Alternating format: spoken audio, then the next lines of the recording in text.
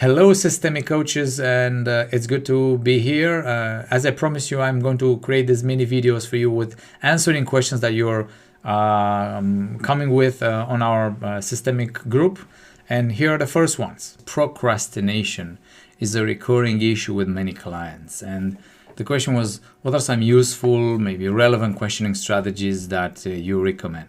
And I'd say that first thing is think about that if procrastination happens with your clients, then maybe you are attracting this as a coach.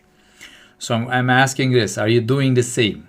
Or are you in any way procrastinating anything around you? Because if a client brings this on, it's something that is for you as a lesson for you to learn something about it. It's not by chance that the client is showing procrastination, is doing this with you. So I would say the first strategy here is to look at yourself, admit it if it's there, practice an ethical sharing by saying this because you said for yourself. Now, coaching is therapeutic.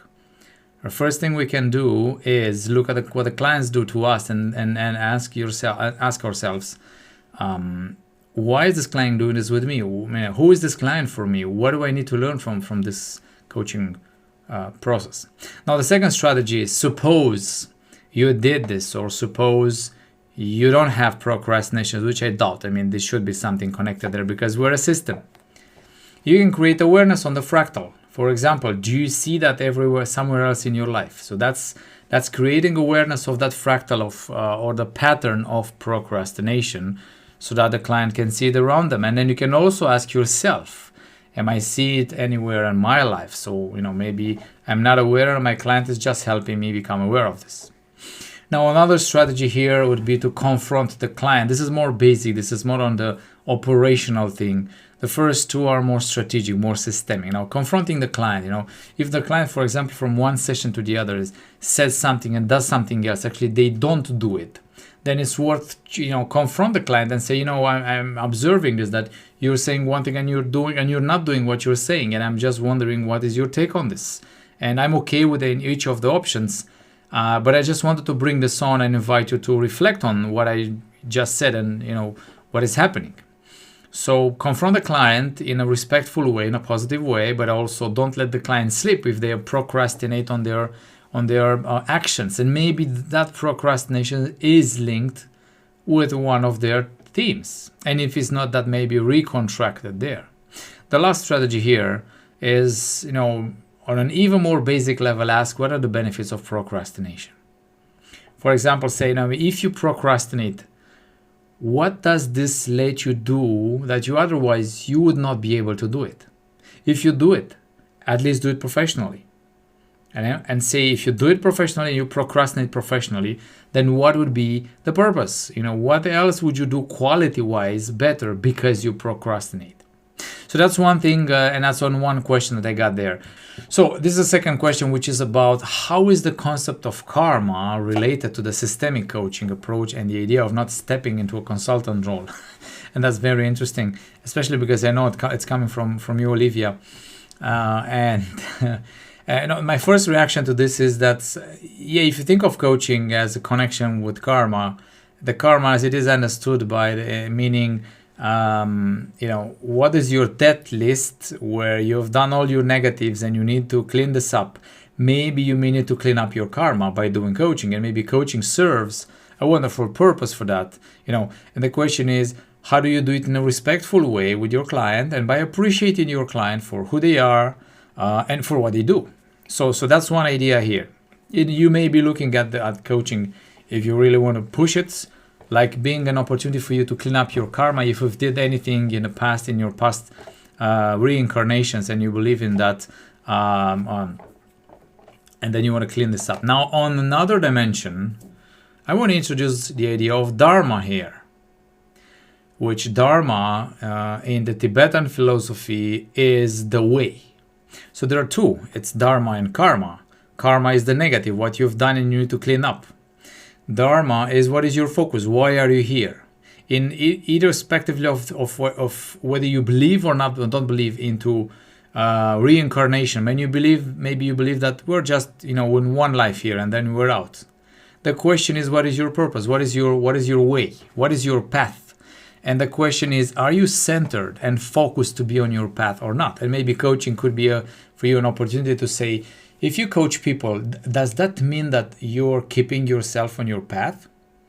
Does that mean that are you centered and focused here? So my idea here to conclude is that being focused on karma may be rather negative as approach. It means like I'm trying to avoid the penalties, and that's why I'm kind of do good deeds so I can get marks and positive ranks. But here my idea would be to go on the positive approach. What is your way? How can you use coaching as your way, and ask yourself, am I on my dharma? Am I on my way? Am I fulfilling my life purpose or not with this? Or coaching for me is just a business, or is just maybe let's say a side gig, or maybe coaching is just a way of making money, or maybe it's a fad, or maybe it's cool. What is it? That's what I like to invite you to think about if you want to make those correlations. I am rather using at my dharma, if I would use that word, or my purpose or my mission, rather than look at my karma. And I'm asking myself always, with what I'm doing, do I feel myself being centered? Meaning, do I feel myself really connected with my higher self, so that I know that I feel fulfilled and I feel in balance with what I'm doing? That's what I'm doing. And of course, my answer is, at least with coaching, is that it's there. I feel that coaching for me is the best way, neutral, respectful, and without any manipulation to work with clients. I'm staying away from that, from NLP and from any manipulation that is there, because I don't think this is ethical to use it with clients. Now I'm done with these 2 questions. I hope maybe next week there's going to be more questions that I could answer, and I'll be happy to do it.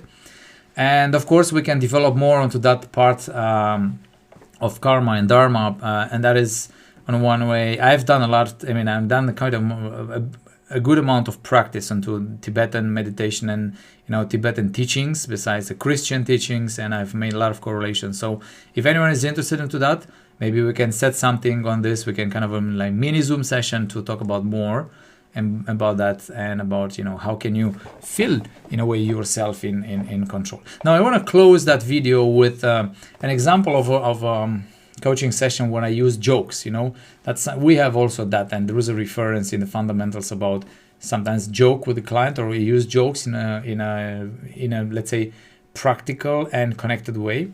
And the situation was the following. It just happened to me a few days ago, and my client,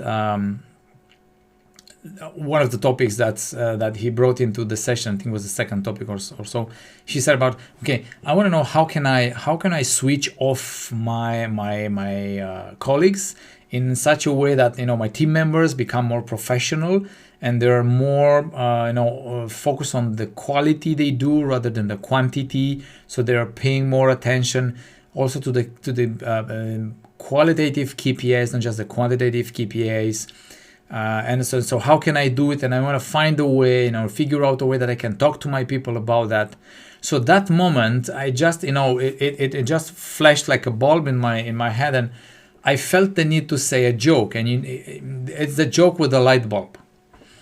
And then I shared with you this in the past that, when a question pops into my mind, or maybe a statement, or maybe a sharing, if it's not obvious, I let it, sink for a while, and if it pops out again, then I may need to ask it. So I felt it pretty strong, and I said, may I share something with you? And yeah, he said yes. I said, do you know the joke with how many psychologists do you need to change a light bulb? And he was like, well, I know the joke with the policeman, but I don't know with the psychologist. And I said, can I share this with you? And he said, oh, yes, of course. And I said, it doesn't matter how many psychologists you need to change a light bulb, because the light bulb needs to choose and decide that it wants to be changed. And I've ended up with this, and he started laughing, and then he said, wow, that's the answer, because actually I need to ask them. This is it. I need to ask them, and that's the main idea. And yeah, and he said, of course it doesn't matter what I want, it matters what they want. So yeah, I already know, so I need to ask them next week when I'm meeting with them. So thank you. And that was it. It was a pretty quick one. I don't think it was like more than 2 or 3 minutes for that topic into the coaching hour that we had. So that was a kind of a sequence that I had among other sequences. And that was the shortest one with the joke. I did not expect it to end up so quickly. I mean, he even created his action plan before asking him about the action plan. But I looked back to him at the end of the coaching session when we spent about 5 or 6 minutes into concluding of all the previous sessions with him. So that was a use of a joke, which was of course not planned, but it just popped out to me, and I felt the need to share it with you. So that was it on my end. Thank you very much, and I'm looking forward to your other questions.